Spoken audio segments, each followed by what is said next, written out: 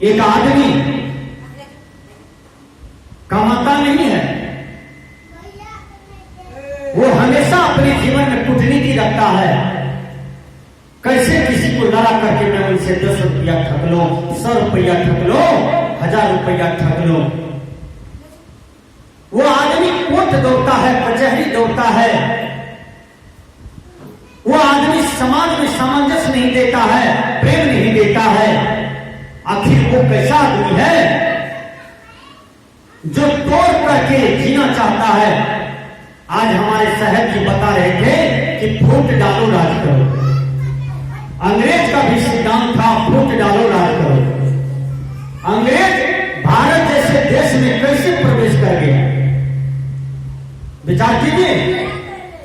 पहले गरीबी को झेला, पहले आपने नौकर चाकर बना, वही अंग्रेज धीरे धीरे बुद्धि के बल पर घर को फुटाया, जात को फुटाया। विचार कीजिएगा, संप्रदाय को तोड़ दिया। जहां प्रेम था वहां वैर कलह उत्पन्न कर दिया। अपने अपने जात में अंग्रेजी में एकता बना लिया। धीरे धीरे सब पर चढ़ाई कर दिया और पूरा देश को गुलाम बना लिया। बुद्धि के बल पर। इसलिए अपने बच्चे को पढ़ाइए लिखाइए। आप भी बुद्धिमान आदमी की संगति में रहें, आप भी विद्वान की संगति में रहें, ताकि आप पर कोई आक्रमण न करे, आप पर कोई शोषण न करे, आपकी संपत्ति का कोई दोहन उत्पन्न न करे। हर आदमी को बुद्धिमान होना चाहिए, हर आदमी को विद्वान होना चाहिए।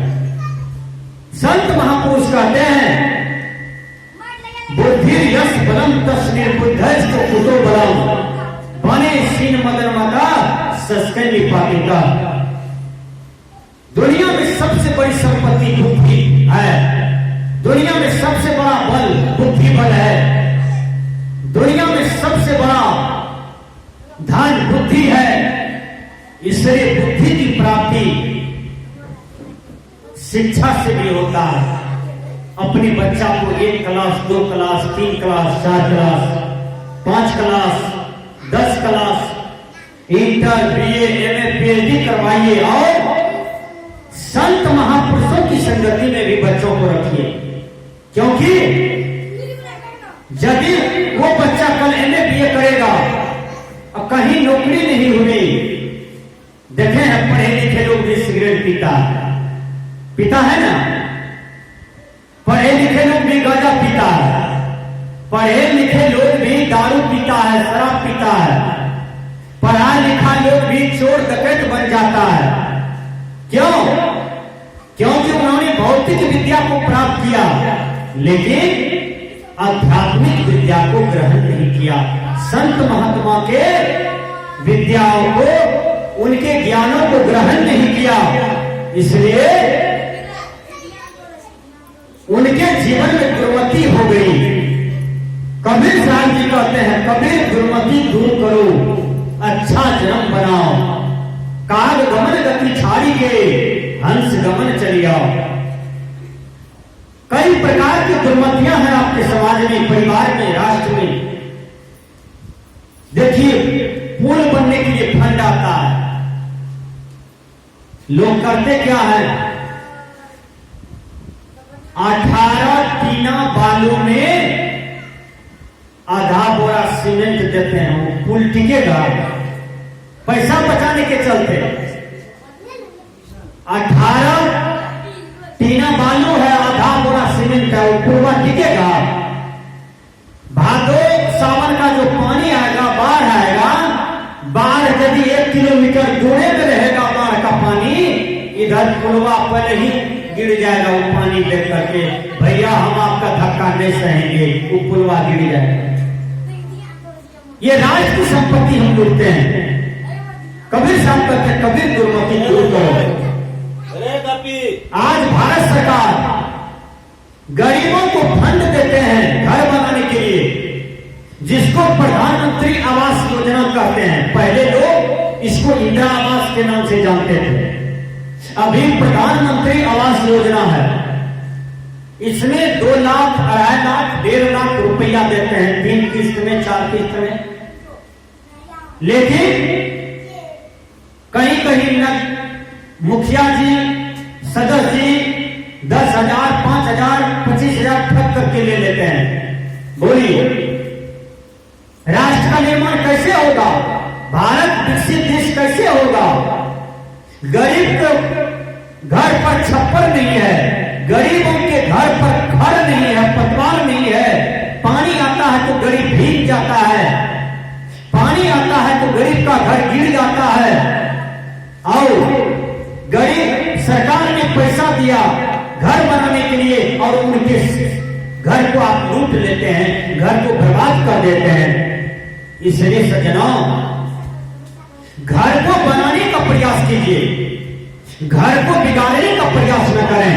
ये कबीर साहब की वाणी है, ये कबीर साहब का सोच है कि अच्छा समाज का निर्माण हो, अच्छा राष्ट्र का निर्माण हो, हर आदमी के जीवन में सुख हो, हर आदमी के जीवन में शांति हो। आज हमारे डोली साहब जी कह रहे थे कि बाबा इतना सुंदर मेरे महल का आप चर्चा करते हैं, मैं तो गुरु से कामना करता हूं कि हे गुरुदेव इतना सुंदर घर सबको हो जाए, इतना सुंदर बाल बच्चा सुखी संपन्न पढ़ा लिखा सबको हो जाए। इसलिए नीतिकार ने कहा, संस्कृत के विद्वान ने कहा सर्वे भवन्तु सुखिना, यानी सभी सुखी हो। आज हम कैसा सोच रखे हैं? नकारात्मक सोच कि हम सुखी हो और पड़ोसिया दुखी हो। हम बेटा है तो हम सुखी हो, लेकिन बाप मैं दुखी हो, दादा दादी दुखी हो। एक मां 10 बेटा की पेट को भर देता है, एक मां बाप 10 बेटा को, बेटी को पेट भर देता है, लेकिन वही 10 बेटा बेटी एक बूढ़े मां बाप को पेट नहीं भर पाते हैं। ये आश्चर्य की बात है। सुंदर बोली नहीं दे पाते हैं, सुंदर वचन नहीं कह पाते हैं। ये ठोर में लिपस्टिक लगाने से थोड़ा आप सुंदर होइएगा, बड़ा बड़ा डिग्री प्राप्त कर लेते हैं, इनसे आप सुंदर थोड़ा होइएगा। अरे बाबू, सुंदर विद्या अध्ययन किए हो तो सुंदर बर्ताव परिवार में भी करो। पत्नी के साथ कैसे बोलना चाहिए, मां के साथ कैसे बोलना चाहिए, पिताजी के साथ कितना बढ़िया से बोलना चाहिए, ताकि पिताजी के हृदय में किसी भी प्रकार की ठेस न पहुंचे। देखिए, पिताजी हल चला करके आते हैं,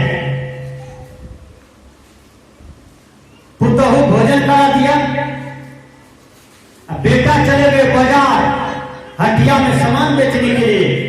हटिया से आए तो बाबूजी को देखे लेटे हुए, बेटा गरम तेल लिया, आकर के बाबूजी से पूछते हैं, बाबूजी आज आप हल चलाए हैं, आपका पैर बहुत थका हुआ लगता है, दीजिए पैर, मैं आपके पैर को थोड़ा सा दाबता हूं, पांव दबाता हूं। और सुंदर बेटा है, अपने पिताजी के पैर में, पांव में तेल लगाते हैं और बढ़िया से उसको दाबते हैं, पिताजी की थकड़ी को उतार दिया। ये सेवा हुआ ना। बाबूजी प्रतिदिन दतमन करते हैं और आप सुंदर दतमन को तोड़ करके कुर्सी बना करके बाबूजी के सामने रख दिए। यह कितना सुंदर हुआ सेवा। बोलिए, बाबूजी का धोती कुर्ता गंदा है, गंजी गंदा है, आपने साबुन लिया, सरफ लिया, जाकर के खींच दिया, नील किनोपन देकर के बाबूजी की धोती कपड़ा को आपने सुखा दिया। ये सेवा है। बाबूजी से मधुर मधुर बात करते हैं। आप सुंदर पुत्र हैं, आप हाट बाजार जाते हैं, आप छेना का रसगुल्ला लाते हैं बाबूजी के लिए और बाबूजी को देते हैं कि बाबूजी खाइए, तब ना आप सुंदर बेटा। जीवन में कभी आप रसगुल्ला नहीं देते हैं, अपने बाबूजी का सेवा नहीं करते हैं, तो आप चुप गए भैया। आप अपने बेटा को उठा करके चुम्मा लेते हैं और बहुत दुलार करते हैं और माँ बाप से तकरार करते हैं। जिस बेटा को चुम्मा लेते हैं वही बेटा कल आपको दुख देगा, क्योंकि आपने अपने माँ बाप को दुख दिया है, इसलिए आपको दुख मिलेगा। इसलिए संत महात्मा कहते हैं कि सबसे बड़ा धर्म है मनुष्य का मानवता, दया। अपने अंदर में दया को धारण करो, ये सबसे बड़ा धर्म है। एक चूठी पर दया करो, एक बकरी पर दया करो। बकरी का गला कोई नहीं काटेगा जब दया को धारण कर लीजिएगा तो। खसी का गला कोई नहीं काटेगा, लेकिन आपके अंदर में दया हो। मछली का गर्दन नहीं कटेगा, लेकिन आपके अंदर में दया हो। मुर्गा का मुर्गी का गला नहीं कटेगा, आपके अंदर में दया होनी चाहिए। दया धर्म का मूल है। धर्म का सबसे बड़ा मूल है दया। आप हिंदू हो कि मुसलमान हो, सिख हो, ईसाई हो, जो भी हो, लेकिन आपके अंदर में दया होनी चाहिए। देखिए, बहुत सुंदर कहानी है। गौतम बुद्ध रास्ते से जा रहे थे। गौतम बुद्ध का सतोला भाई बाण मारता है एक पक्षी को। बाण मारा, पक्षी को लग गया बाण, पक्षी गिर जाता है। पक्षी गिर गया और रास्ते से, गौतम बुद्ध का नाम था सिद्धार्थ, बचपन का नाम है। सिद्धार्थ देखा कि पक्षी गिरा हुआ है और उसको बाण लग गया है, उसको तीर लग गया है। सिद्धार्थ उस घायल पक्षी को उठाता है और गोद में लेता है, डॉक्टर के पास ले गया। धीरे धीरे उनके तीर को निकलवाया, मरहम पट्टी किया, उस पक्षी को दवाई दिलवाया और धीरे धीरे पक्षी को जिंदा कर लिया। सिद्धार्थ का जो भाई था वो तब तक में दौड़ करके आता है, कहता है पक्षी मेरा है, मैंने इसका शिकार किया है। सिद्धार्थ कहता है कि ये पक्षी मेरा है क्योंकि मैंने इसको बचाया है। ध्यान दीजिएगा, सिद्धार्थ कहता है कि मैंने इसको बचाया है। और सिद्धार्थ का जो परिवार दियाद में भाई था वो कहता है मैंने इसको घायल किया है, मेरा ये शिकार है, मैंने इसको मार करके गिराया है, ये पक्षी मेरा है। सिद्धार्थ ने कहा कि नहीं, ये पक्षी तुमको नहीं दूंगा क्योंकि तुम इसकी हत्या कर दोगे, मैंने इसके जीवन को बचाया है। चलो राजा के पास, राजा न्याय करेगा। राजा के पास गए।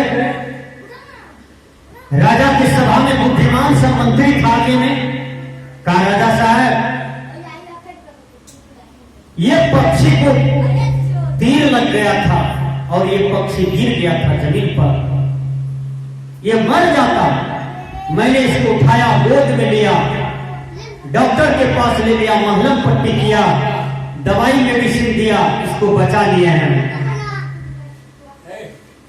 और ये आदमी कहता है कि मैंने इसको बाण मार करके गिराया है, पक्षी मेरा है। और मैं कहता हूं कि पक्षी मेरा है, आप बताइए पक्षी किसका है? राजा ने कहा कि इस पक्षी का जान किसने बचाया? सिद्धार्थ ने कहा कि मैंने बचाया है। कहा ये पक्षी सिद्धार्थ का होगा क्योंकि मारने वाला का नहीं होगा। अरे तुमने बाण मार दिया ना, तुमने तो हत्या कर दिया, कहीं मर जाता तब तुम्हारा होता। इन्होंने बचाया है इसलिए पक्षी सिद्धार्थ का होगा। सज्जनों, इसलिए अपने अंदर में दया को धारण कीजिए। जिस आदमी के अंदर में दया हो जाएगा वो एक जीव को भी हत्या नहीं करेगा। लोग झूठे कहते हैं कि मैं हिंदू हूं। आप हिंदू कैसे हैं? यदि हिंदू है तो मुर्गा काय खाते हैं, बटेर काय खाते हैं, अरे आप खसी काय खाते हैं, बकरी काय खाते हैं, कबूतर काय खा लेते हैं। विचार कीजिए। भगवान राम कहते हैं मेरे हिंदुस्तान के लोगों, तुम हिंदू हो तो मेरी बात मानो। कहा क्या? सिया राम मैं सब जग जानी, सब में श्री राम को देखो।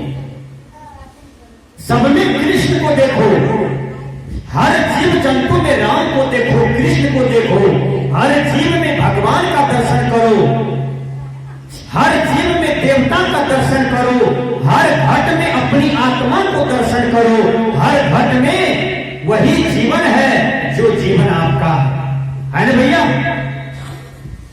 आप अपने जीवन में चाहते हैं कि मेरे जीवन में कांटा गड़ जाए, मेरे जीवन को कोई हत्या कर दे, मेरे जीवन को कोई छीन ले, चाहते हैं? नहीं चाहते हैं। इसलिए जीव पर दया करना जानिए। कबीर साहब ने कहा, जीव दया करी पालिए, पंडित करो विचार।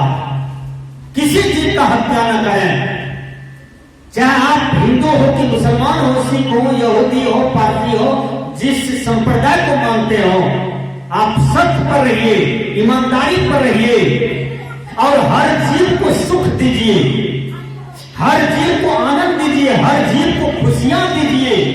देखिए कुत्ता के साथ बहुत आदमी खेलता है ना, बड़ा बड़ा आदमी, तो कुत्ता को भी आनंद आता है, उस आदमी को भी आनंद आता है?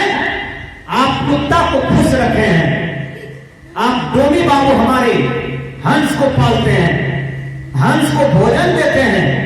विचार कीजिए, जैसे परिवार के लोग खाते हैं उसी तरह हंस को खिलाते हैं और हंस से प्यार करते हैं। भैया जिस दिन आपके अंदर में हर जीव पर दया करना आ जाएगा तो समझ जाइए कि आपके अंदर में धर्म आ गया, आपके अंदर में परमात्मा आ गया, आपके अंदर में भगवान का वास हो गया। लेकिन आपके अंदर में दया आनी चाहिए। कबीर साहब जी कहते हैं,